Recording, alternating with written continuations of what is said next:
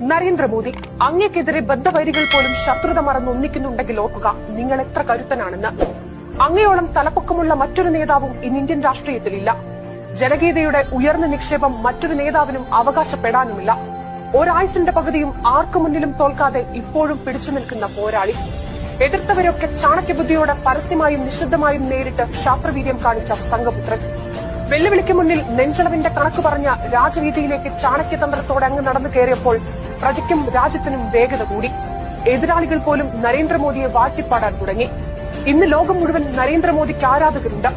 അദ്ദേഹത്തിന്റെ ഓരോ വാക്കും പ്രവൃത്തിയും ലോകം മുഴുവൻ ഉറ്റുനോക്കുകയാണ്.